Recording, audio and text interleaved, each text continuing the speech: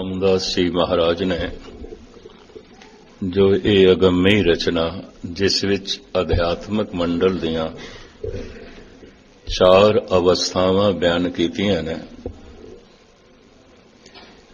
ਇਹਦੀ ਵਿਚਾਰ ਦਾਸ ਆਪ ਨੂੰ ਤੁਝ ਬੁੱਧੀ ਅਨੁਸਾਰ ਸਰਵਨ ਕਰਾ ਰਹੇ ਹੈ। ਦੂਜੀ ਅਵਸਥਾ ਤੱਕ ਦੀ ਵਿਚਾਰ ਰਾਤ ਨੂੰ ਹੋਈ ਸੀ। ਪਹਿਲੀ ਅਵਸਥਾ ਮਨ ਨੇ ਤਨ ਨੂੰ ਰਾਜ਼ੀ ਕਰ ਲਿਆ ਕਰਮ ਕਰਨ ਵਿੱਚ, ਪ੍ਰਵਿਰਤੀ ਕਰਮ ਦੇ ਵਿੱਚ ਪ੍ਰਵਿਰਤ ਹੋ ਗਿਆ। ਮਨ ਨੇ ਧਾਰਮਿਕ ਕਰਮਾਂ ਵਿੱਚ ਤਨ ਨੂੰ ਪ੍ਰੇਰਿਤ ਕਰ ਲਿਆ ਵੀ ਤੂੰ ਅੰਮ੍ਰਿਤ ਵੇਲੇ ਉੱਠਣਾ, ਨਿਤਨੇਮ ਕਰਨਾ ਹੈ, ਗੁਰਦੁਆਰੇ ਜਾਣਾ ਹੈ, ਸੇਵਾ ਕਰਨੀ ਹੈ। ਮਨ ਨੇ ਇਤਨਾ ਪ੍ਰਭਾਵ ਤਨ ਤੇ ਪਾ ਦਿੱਤਾ ਹੈ। ਹੁਣ ਮੈਂ ਅਰਜ਼ ਕਰਾਂ, ਇਹ ਪ੍ਰਭਾਵ 2 ਤਰ੍ਹਾਂ ਦਾ ਹੋ ਸਕਦਾ ਹੈ। ਇੱਕ ਧਾਰਮਿਕ ਪ੍ਰਭਾਵ ਹੈ, ਇੱਕ ਸੰਸਾਰ ਦਾ ਪ੍ਰਭਾਵ ਹੈ। ਇੱਕ ਪਰਮਾਤਮਾ ਦਾ ਪ੍ਰਭਾਵ ਹੈ, ਇੱਕ ਪਦਾਰਥ ਦਾ ਪ੍ਰਭਾਵ ਹੈ। ਪ੍ਰਭਾਵ ਮਨੁੱਖ ਦਾ ਮਨ ਕਿਸ ਤੋਂ ਹੈ ਕਿ ਉਸਨੇ ਤਨ ਨੂੰ ਰਾਜ਼ੀ ਕੀਤਾ ਹੈ, ਇਹਨੂੰ ਸਮਝਣਾ ਪਏਗਾ। ਪਦਾਰਥ ਤੋਂ ਮਨ ਪ੍ਰਭਾਵਿਤ ਹੈ ਔਰ ਮਨ ਨੇ ਤਨ ਨੂੰ ਰਾਜ਼ੀ ਕਰ ਲਿਆ ਤੋ ਧਾਰਮਿਕ ਕਰਮ ਕਰਨੇ ਨੇ। ਇਹ ਸਾਰੇ ਕਰਮ ਕਾਮਨਾ ਅਧੀਨ ਆਉਂਦੇ ਨੇ, ਕਾਮਨਾ ਅਧੀਨ। ਕਾਮਨਾ ਦੇ ਚ ਵਾਸ਼ਨਾ ਆਉਂਦੀ ਹੈ, ਵਾਸ਼ਨਾ ਭਾਵ ਮੰਗ ਆਉਂਦੀ ਹੈ, ਮੰਗ ਆਉਂਦੀ ਹੈ। ਇਸ ਵਾਸਤੇ ਅਨੁਭਵੀ ਪੁਰਸ਼ ਕਾਮਨਾ ਅਧੀਨ ਧਾਰਮਿਕ ਕਰਮਾਂ ਨੂੰ ਸੰਸਾਰੀ ਕਰਮ ਮੰਨਦੇ ਨੇ। ਐਸੇ ਕਰਮ ਕਾਮਨਾਵਾਂ ਦੀ ਪੂਰਤੀ ਤੇ ਕਰ ਸਕਦੇ ਨੇ, ਜੀਵਨ ਨੂੰ ਬਦਲ ਨਹੀਂ ਸਕਦੇ, ਆਨੰਦਿਤ ਨਹੀਂ ਕਰ ਸਕਦੇ। ਤੁਹਾਡੇ ਵਿੱਚ ਜਿਹੜੇ ਕੋਈ ਥੋੜੇ ਬਹੁਤ ਅਭਿਆਸੀ ਸੱਜਣ ਹੋਣਗੇ, ਇਹ 4 ਅਧਿਆਤਮਿਕ ਮੰਡਲ ਦੀਆਂ ਅਵਸਥਾਵਾਂ ਦੀ ਵਿਚਾਰ ਗੁਸਤਾਖੀ ਮਾਫ ਹੋਣਾ ਲਈ ਹੈ, ਹੋਣਾ ਲਈ ਹੈ।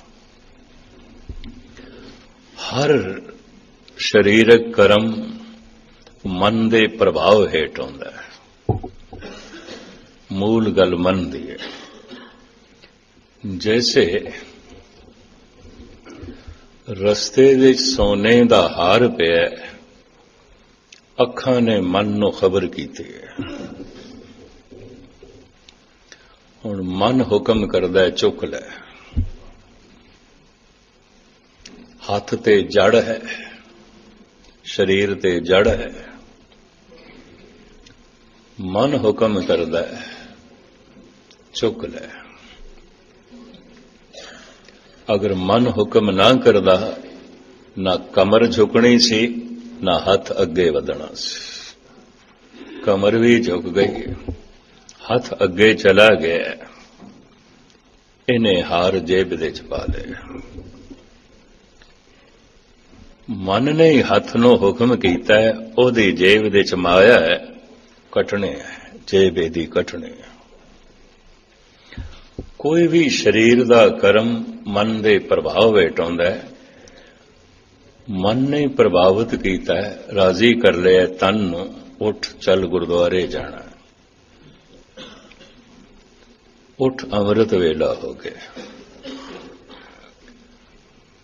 ਮਨ ਹੁਕਮ ਨਾ ਕਰੇ, ਤਨ ਨੇ ਕੁਝ ਵੀ ਨਹੀਂ ਕਰਨਾ। ਇਹ ਵੀ ਮੈਂ ਅਰਜ਼ ਕਰਦੇ ਹਾਂ।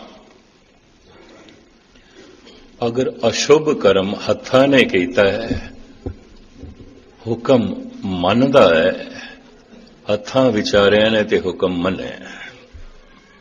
ਲੇਕਿਨ ਗਜ਼ਬ ਦੀ ਗੱਲ ਹੈ, ਸਾਊਦੀ ਅਰਬ ਦੇ ਵਿੱਚ ਚੋਰ ਦੇ ਹੱਥ ਕੱਟ ਦਿੱਤੇ ਜਾਂਦੇ, ਹੱਥਾਂ ਨੇ ਤੇ ਹੁਕਮ ਮੰਨਿਆ, ਮਨ ਦਾ ਹੁਕਮ ਮੰਨਿਆ। ਹੱਥ ਦਾ ਕਸੂਰ ਨਹੀਂ ਹੈ, ਪਰ ਸਜ਼ਾਵਾਂ ਹੱਥਾਂ ਨੂੰ ਦਿੱਤੀਆਂ ਜਾਂਦੀਆਂ, ਹੱਥਕੜੀਆਂ ਹੱਥ ਨੂੰ ਪਾਈਆਂ ਜਾਂਦੀਆਂ। ਅਰਬ ਦੇਸ਼ਾਂ ਦੇ ਵਿੱਚ ਹੱਥ ਕੱਟ ਦਿੱਤੇ ਜਾਂਦੇ, ਜਦ ਕਿ ਹੱਥ ਦਾ ਇਤਨਾ ਹੀ ਕਸੂਰ ਹੈ, ਉਹਨੇ ਮਨ ਦਾ ਹੁਕਮ ਮੰਨਿਆ। ਔਰ ਸਰੀਰ ਹੁਕਮ ਹੀ ਬਣਦਾ ਹੈ, ਜੋ ਮਨ ਕਹੇਗਾ ਉਹ ਕਰੇਗਾ। ਮਨ ਤੋਂ ਪ੍ਰੇਰਿਤ ਹੋ ਕੇ ਤਨ ਕਰਦਾ ਹੈ। ਸਮਾਜ ਤੇ ਕਾਨੂੰਨ ਤਨ ਨੂੰ ਸਜ਼ਾ ਦਿੰਦਾ ਹੈ, ਜਦ ਕਿ ਗੁਰਬਾਣੀ ਕਹਿੰਦੀ ਹੈ ਜੋ ਕੁਛ ਕੀਆ ਸੋ ਮਨ ਕੀਆ, ਮੂੰਡਿਆ ਮੂੰਡ ਅਜਾਏ।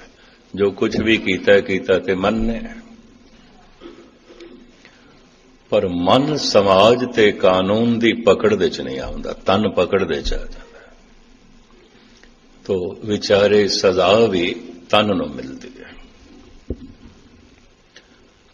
ਮਨ ਦੋ ਤਰ੍ਹਾਂ ਦਾ ਹੁਕਮ ਕਰਕੇ ਸਰੀਰ ਤੋਂ ਕੰਮ ਲੈਂਦਾ ਹੈ। ਇੱਕ ਪਦਾਰਥ ਤੋਂ ਪ੍ਰਭਾਵਿਤ ਹੋ ਕੇ, ਇੱਕ ਪਰਮਾਤਮਾ ਤੋਂ ਪ੍ਰਭਾਵਿਤ ਹੋ ਕੇ। ਮਨ ਪਰਮਾਤਮਾ ਤੋਂ ਪ੍ਰਭਾਵਿਤ ਹੋਇਆ ਹੈ ਤੇ ਮਨ ਨੇ ਤਨ ਨੂੰ ਹੁਕਮ ਕੀਤਾ ਹੈ, ਚੱਲ ਗੁਰੂ ਦੀ ਸੰਗਤ ਵਿੱਚ। ਸੰਗਤ ਵਿੱਚ ਆਉਣਾ, ਇੱਥੇ ਬੈਠਣਾ ਵੀ ਬਹੁਤ ਵੱਡਾ ਪੁੰਨ ਹੈ। ਔਰ ਜੋ ਨਾ ਹੋਵੇ, ਧੰਨ ਗੁਰੂ ਰਾਮਦਾਸ ਜੀ ਮਹਾਰਾਜ ਤੇ ਕਹਿੰਦੇ ਨੇ, ਜੋ ਸਤਿਗੁਰ ਸਰਣ ਸੰਗਤ ਨਹੀਂ ਆਏ, ਧ੍ਰਿਗ ਜੀਵੇ ਧ੍ਰਿਗ ਜੀਵਾਸ। ਲਾਨਤ ਹੈ ਉਹਨਾਂ ਦੇ ਜੀਵਣੇ ਤੇ, ਫਿਟਕਾਰ ਹੈ ਉਹਨਾਂ ਦੀ ਜ਼ਿੰਦਗੀ ਤੇ, ਗੁਰੂ ਦੀ ਸੰਗਤ ਦੇ ਚ ਹੀ ਨਹੀਂ ਆਏ। ਜੋ ਸਤਿਗੁਰ ਸਰਣ ਸੰਗਤ ਨਹੀਂ ਆਏ, ਧ੍ਰਿਗ ਜੀਵੇ ਧ੍ਰਿਗ ਜੀਵਾਸ। ਲਾਨਤ ਹੈ ਇਹਨਾਂ ਦੇ ਜੀਵਨ ਤੇ, ਫਿਟਕਾਰ ਹੈ ਇਹਨਾਂ ਦੀ ਜ਼ਿੰਦਗੀ ਤੇ, ਸੰਗਤ ਦੇ ਚ ਹੀ ਨਹੀਂ ਆਏ। ਹੁਣ ਸੰਗਤ ਵਿੱਚ ਆਉਣਾ ਦੋ ਤਰ੍ਹਾਂ ਤੇ ਹੋ ਸਕਦਾ ਹੈ। ਪ੍ਰਥਮ ਕੀਰਤਨ ਸੁਣ ਸੁਣ ਕੇ, ਕਥਾ ਸੁਣ ਸੁਣ ਕੇ, ਸੰਗਤ ਕਰ ਕਰਕੇ ਮਨ ਤੇ ਪ੍ਰਭਾਵ ਪਰਮਾਤਮਾ ਦਾ ਪੈ ਗਿਆ। ਤੇ ਹੁਣ ਇਹ ਪਾਠ ਵੀ ਕਰ ਰਿਹਾ, ਗੁਰਦੁਆਰੇ ਵੀ ਆ ਰਿਹਾ।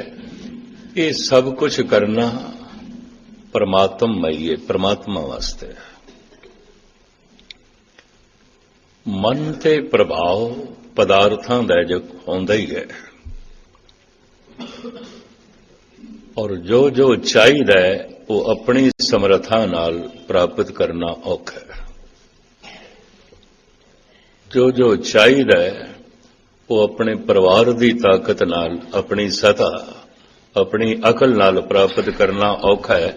ਚਲੋ ਗੁਰੂ ਦੀ ਮਦਦ ਲਈਏ, ਪ੍ਰਭੂ ਦੀ ਮਦਦ ਲਈਏ।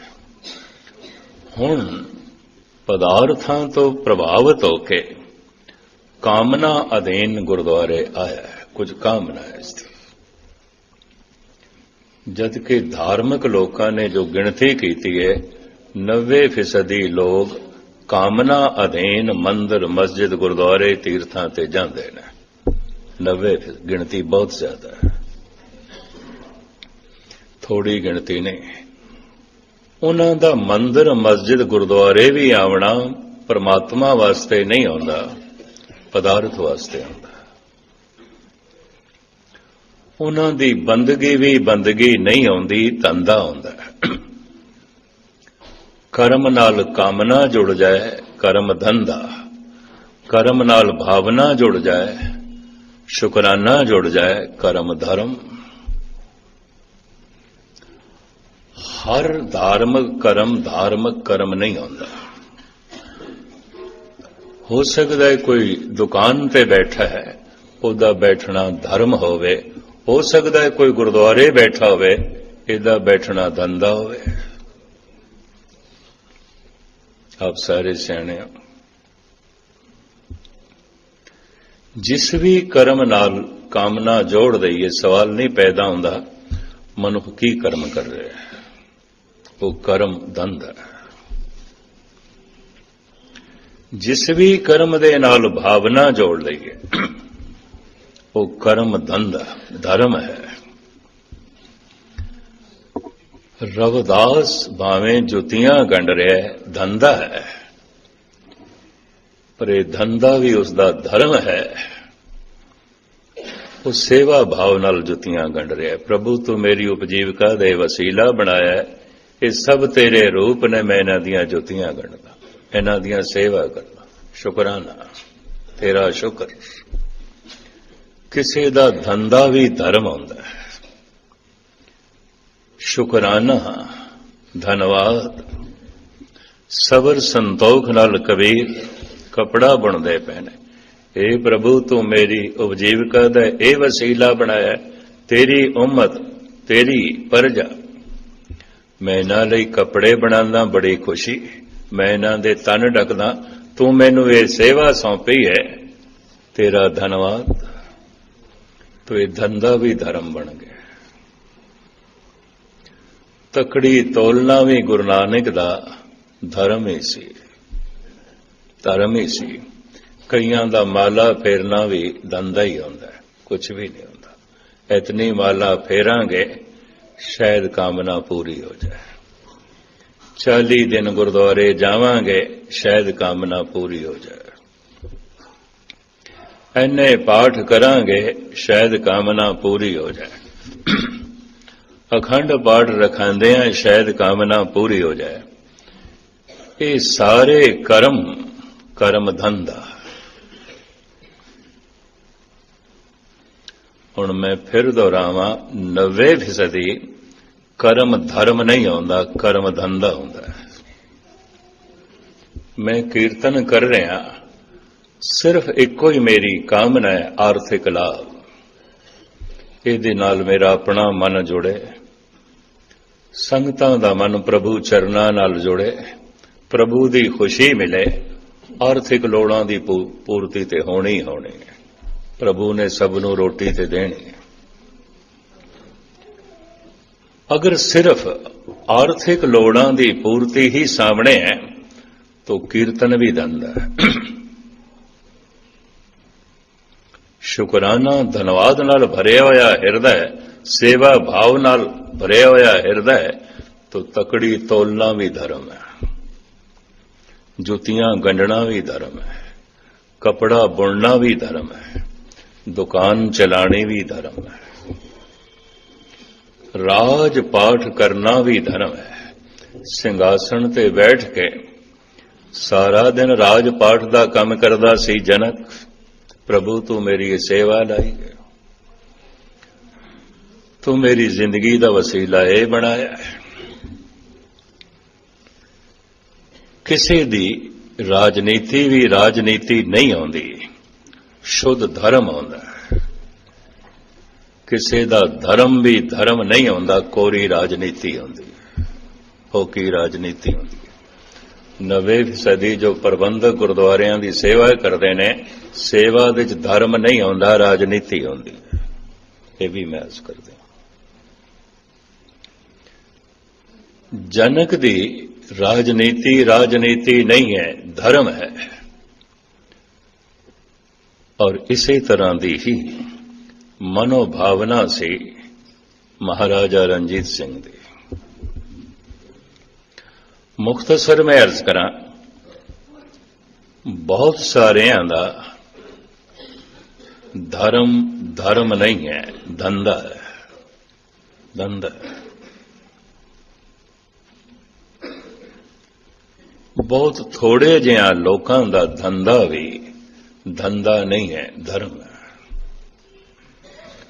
ਬਹੁਤ ਸਾਰਿਆਂ ਦਾ ਧਾਰਮਿਕ ਮੰਦਿਰਾਂ ਦੇ ਵਿੱਚ ਬੈਠਣਾ ਵੀ ਧੰਦਾ ਹੈ। ਕੁਝ ਗਿਣੇ ਮਿਟੇ ਮਨੁੱਖਾਂ ਦਾ ਬਾਜ਼ਾਰ ਦੇ ਵਿੱਚ ਬੈਠਣਾ ਵੀ ਧਰਮ ਹੈ। ਜਿਸ ਕਰਮ ਦੇ ਨਾਲ ਮੈਂ ਕਾਮਨਾ ਜੋੜ ਦਿੱਤੀ ਹੈ, ਹੁਣ ਕਰਮ ਚਾਹੇ ਕੁਝ ਵੀ ਹੈ, ਧੰਦਾ ਹੈ। ਜਿਸ ਵੀ ਕਰਮ ਨਾਲ ਮੈਂ ਭਾਵਨਾ ਜੋੜ ਦਿੱਤੀ ਹੈ, ਸ਼ੁਕਰਾਨਾ ਜੋੜ ਦਿੱਤਾ ਹੈ, ਧੰਨਵਾਦ ਜੋੜ ਦਿੱਤਾ ਹੈ, ਪ੍ਰਭੂ ਤੂੰ ਮੇਰੀ ਸੇਵਾ ਲਾਈ ਹੈ, ਉਹ ਕਰਮ ਧਰਮ ਹੈ। ਜਿਸ ਦਿਨ ਮਨੁੱਖ ਦਾ ਮਨ ਪ੍ਰਭਾਵਿਤ ਹੁੰਦਾ ਹੈ ਪ੍ਰਮਾਤਮਾ ਤੋਂ, ਤੇ ਇੱਕ ਕਦਮ ਚੱਲ ਪੈਂਦੇ ਨੇ ਗੁਰਦੁਆਰੇ ਦੀ ਤਰਫ, ਉਹ ਆਉਣਾ ਪ੍ਰਮਾਤਮਾ ਲਈ ਹੈ। ਹੁਕਮ ਤੇ ਮਨ ਨਹੀਂ ਕਰਨਾ ਹੈ ਨਾ ਤਨ ਨੂੰ। ਮਨ ਹੁਕਮ ਨਾ ਕਰੇ ਤਨ ਇੱਥੇ ਨਹੀਂ ਆ ਸਕਦਾ, ਮਨ ਹੁਕਮ ਨਾ ਕਰੇ ਤੇ ਤੁਸੀਂ ਉੱਠ ਵੀ ਨਹੀਂ ਸਕਦੇ। ਇਹ ਵੀ ਮੈਂ ਅਰਜ਼ ਕਰਦਾ। ਕਰਤਾ ਧਰਤਾ ਹੁਕਮਰਾਨ ਮਨ ਹੈ, ਜੋ ਕੁਛ ਕੀਆ ਸੋ ਮਨ ਕੀਆ। ਜੋ ਕੁਛ ਕਰਦਾ ਹੈ ਮਨ ਕਰਦਾ ਹੈ। ਮਨ ਦੀ ਕਰਨੀ, ਮਨ ਦੀ ਸੋਚਣੀ ਤਨ ਦੇ ਤਲ ਦੇ ਉੱਤੇ ਕਰਨੀ ਦੇ ਰੂਪ ਦੇ ਵਿੱਚ ਪ੍ਰਗਟ ਹੋ ਜਾਂਦੀ ਹੈ। ਉਹ ਕਰਨੀ ਮਨ ਦੀ ਸੋਚਣੀ ਚੋਂ ਨਿਕਲਦੀ ਹੈ। ਉਹ ਕ੍ਰਿਤ ਮਨ ਦੀ ਨੀਅਤ ਚੋਂ ਨਿਕਲਦੀ ਹੈ। ਕ੍ਰਿਤ ਆਪਣੇ ਆਪ ਦੇ ਵਿੱਚ ਕੁਝ ਵੀ ਨਹੀਂ, ਉਹਦੇ ਪਿੱਛੇ ਮੂਲ ਹੈ, ਬੀਜ ਹੈ, ਮਨ ਦੀ ਸੋਚਣੀ। ਮਨ ਤੇ ਪ੍ਰਭਾਵ ਸੰਸਾਰ ਦਾ ਹੀ ਹੈ, ਕੋਈ ਨਿਰੰਕਾਰ ਦਾ ਨਹੀਂ। ਤੇ ਸੰਸਾਰ ਦੇ ਵਿੱਚ ਜੋ ਕੁਝ ਮੈਨੂੰ ਚਾਹੀਦਾ ਹੈ, ਮੈਨੂੰ ਆਪਣੀ ਸਮਰੱਥਾ ਨਾਲ ਨਹੀਂ ਮਿਲ ਸਕਦਾ, ਮੈਨੂੰ ਆਪਣੀ ਤਾਕਤ ਨਾਲ ਨਹੀਂ ਮਿਲ ਸਕਦਾ। ਸੰਸਾਰ ਦੇ ਵਿੱਚ ਜੋ ਕੁਝ ਵੀ ਮੈਨੂੰ ਚਾਹੀਦਾ ਹੈ, ਮੇਰੀ ਪਰਿਵਾਰ ਦੀ ਤਾਕਤ ਨਾਲ, ਮੇਰੀ ਯੋਗਤਾ ਨਾਲ ਮੈਨੂੰ ਨਹੀਂ ਮਿਲ ਸਕਦਾ। ਚਲੋ ਪਰਮਾਤਮਾ ਦੀ ਮਦਦ ਲਈਏ, ਗੁਰੂ ਦੀ ਮਦਦ ਲਈਏ। ਹੇ ਗੁਰੂ, ਤੂੰ ਸਿਰੇ ਚਾੜ ਇਸ ਕੰਮ ਨੂੰ। तो हुण मन ने अगर इसे तरीके नाल तन नूं प्रेरित करके कर्म करवाया, ये कर्म धर्म नहीं है, कर्म धंधा है। प्रवृत्ति कर्मां दे जो प्रवृत्त होना है, गुरु रामदास जी महाराज ने इत्थे दस्सिया है। मन प्रभावित हो गया परमात्मा तो, क्योंकि अध्यात्मक मंडल दीयां 4 स्टेजां बयान कीतियां ने, संसार दीयां ने। मन ते प्रभु का प्रभाव पै गया सत्संग दे करदे आउंदे आउंदे। पहले ते कर्म धंधा ही होवेगा, लेकिन कीर्तन सुनदियां सुनदियां, कथा सुनदियां सुनदियां, पाठ करदियां करदियां, प्रभु दे गुणां नूं सुनदियां सुनदियां गुणां दा प्रभाव पै गया।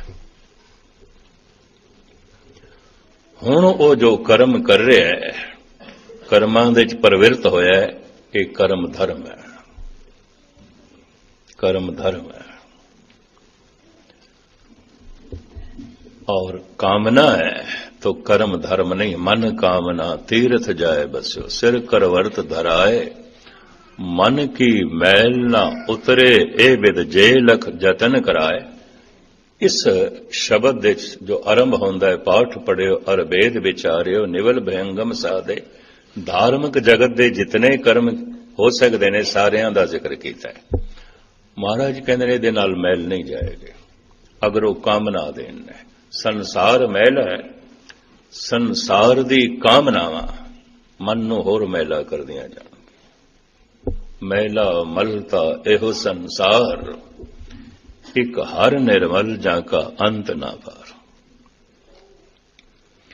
संसार का इतना प्रभाव क्यों है, पदार्थ का इतना प्रभाव क्यों है?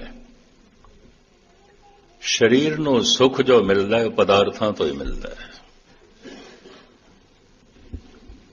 शरीर नूं जो सुख मिलता है वो संसार तो मिलता है, परिवार तो मिलता है।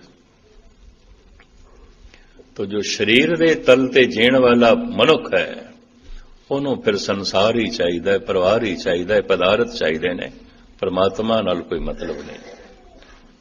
पर जो थोड़ा जिहा गहरा जांदा है उत्ते देखदा है सारे कलेश सारे संताप ते मन तो जन्म लेंदे ने।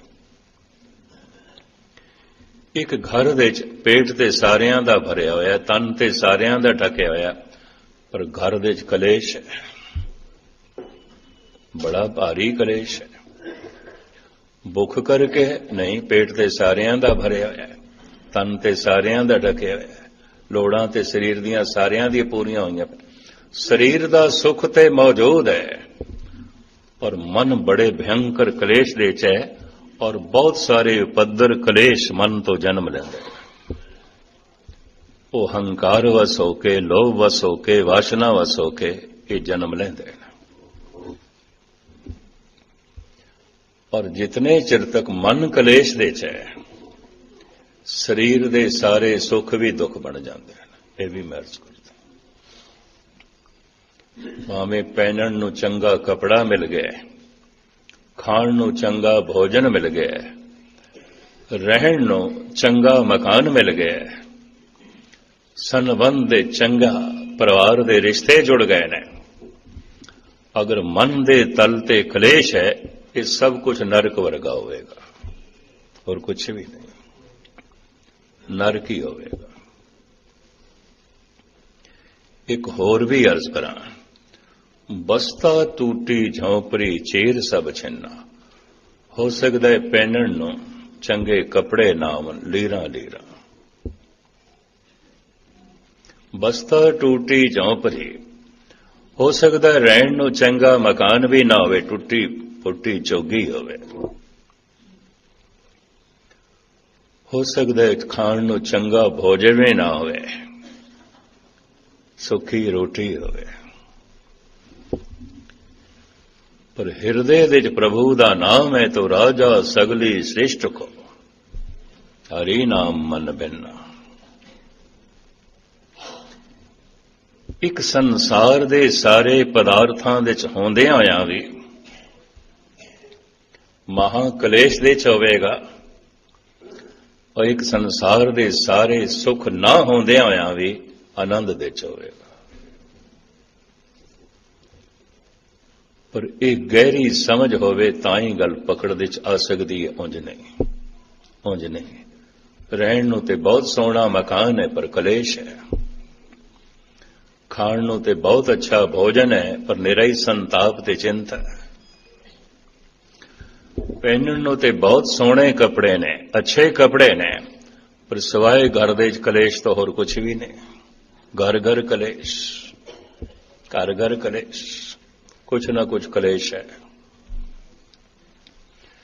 ਉਸ ਕਲੇਸ਼ ਦਾ ਕਾਰਨ ਜਿਹੜਾ ਅਸੀਂ ਮੰਨ ਲੈਂਦੇ ਹਾਂ, ਪੁੱਤਰ ਹੈ, ਮਿੱਤਰ ਹੈ, ਪਤਨੀ ਹੈ, ਪਤੀ ਹੈ, ਭਰਾ ਹੈ, ਮਾਂ ਹੈ, ਬਾਪ ਹੈ, ਨਹੀਂ, ਮਨ ਦੀ ਅਵਸਥਾ ਹੈ। ਜਿਤਨੇ ਚਿਰ ਤੱਕ ਮਨ ਦੇ ਚ ਕਾਮਨਾ ਹੈ ਤੇ ਸਾਰਿਆਂ ਦੀਆਂ ਕਾਮਨਾਵਾਂ ਇੱਕ ਨਹੀਂ ਹੋ ਸਕਦੀਆਂ, ਸਵਾਰਥ ਟਕਰਾ ਜਾਣਗੇ, ਕਲੇਸ਼ ਪਿਓ ਪੁੱਤਰ ਦੇ ਚ ਹੋ ਜਾਏਗਾ, ਭਰਾ ਭਰਾ ਦੇ ਚ ਹੋ ਜਾਏਗਾ। ਮੈਂ ਬਹੁਤ ਦੁਨੀਆ ਦੇ ਚ ਘੱਟ ਦੇਖਿਆ ਕਿਧਰੇ ਭਰਾ ਭਰਾ ਦੇ ਚ ਭਾਈਚਾਰਾ ਹੋਵੇ, ਬਹੁਤ ਘੱਟ ਦੇਖਿਆ ਪਿਤਾ ਪੁੱਤਰਾਂ ਤੋਂ ਸੰਤੁਸ਼ਟ ਹੋਵੇ ਤੇ ਪੁੱਤਰ ਪਿਤਾ ਤੋਂ ਸੰਤੁਸ਼ਟ ਹੋਣ, ਬਹੁਤ ਘੱਟ ਦੇਖਿਆ। ਕਿਧਰੇ ਕਲੇਸ਼ ਪ੍ਰਗਟ ਹੋ ਜਾਂਦਾ ਹੈ, ਇੰਜ ਅੱਗ ਤੇ ਬਲਦੀ ਪਈ ਹੈ, ਧੂੰਆਂ ਬਾਹਰ ਨਿਕਲ ਆਇਆ ਤਾਂ ਪਤਾ ਚੱਲ ਜਾਂਦਾ ਹੈ ਅੱਗ ਬਲਦੀ ਪਈ ਹੈ। ਪਰ ਕਿਧਰੇ ਕਿਧਰੇ ਭਾਂਬੜ ਤੇ ਬਲਦੇ ਪਏ ਹੁੰਦੇ ਨੇ, ਧੂੰਆਂ ਨਹੀਂ ਨਿਕਲਦਾ। ਗੈਸ ਨਾਲ ਅੱਗ ਬਲਦੀ ਪਈ ਹੋਵੇਗੀ, ਧੂੰਆਂ ਬਾਹਰ ਨਹੀਂ ਨਿਕਲਦਾ। ਅਸੀਂ ਸੋਚ ਲੈਂਦੇ ਇਸ ਘਰ ਦੇ ਵਿੱਚ ਬੜਾ ਹੀ ਆਨੰਦ ਹੈ, ਕਿਉਂਕਿ ਅੱਗ ਹੁੰਦੀ ਤੇ ਧੂੰਆਂ ਹੁੰਦਾ, ਪਰ ਕੌਣ ਦੱਸੇ ਬਹੁਤ ਸਾਰੀਆਂ ਅੱਗਾਂ ਐਸੀਆਂ ਨੇ ਧੂੰਆਂ ਨਹੀਂ ਨਿਕਲਦਾ। ਚਾਰ ਦੀਵਾਰੀ ਦੇ ਚ ਕਲੇਸ਼ ਹੈ। ਔਰ ਕਿਸੇ ਭੁਲੇਖੇ ਚ ਨਾ ਪੈ ਜਾਣਾ, ਇਹ ਚਿਕਣੇ ਚੁਪੜੇ ਮੱਥੇ, ਯਕੀਨ ਜਾਣੋ ਪਤਾ ਨਹੀਂ ਅੰਦਰ ਕਿਤਨਾ ਕਲੇਸ਼ ਛੁਪਾਈ ਬੈਠੇ ਹੁੰਦੇ ਨੇ। ਇਹ ਮੁਸਕਰਾਉਂਦੇ ਹੋਏ ਚਿਹਰੇ, ਪਤਾ ਨਹੀਂ ਕਿਤਨਾ ਰੋਣਾ ਛੁਪਾਈ ਬੈਠੇ ਹੁੰਦੇ ਨੇ। ਇਹ ਖਿੜੇ ਹੋਏ ਮੱਥੇ, ਪਤਾ ਨਹੀਂ ਆਪਣੇ ਅੰਦਰ ਕਿਤਨਾ ਕਲੇਸ਼ ਛੁਪਾਈ ਬੈਠੇ ਹੁੰਦੇ ਨੇ। ਐਸਾ ਗਹਿਰਾਈ ਨਾਲ ਦੇਖੋਗੇ ਤੇ ਦਿਸ ਪਏਗਾ। ਫਿਰ ਬਾਬੇ ਨਾਨਕ ਜੀ ਦਾ ਇਹ ਬੋਲ ਬਿਲਕੁਲ ਸਾਰਥਕ ਹੋਵੇਗਾ, ਬਾਲੀ ਰੋਵੇ ਨਾਏ ਭਤਾਰ, ਨਾਨਕ ਦੁਖੀਆ ਸਭ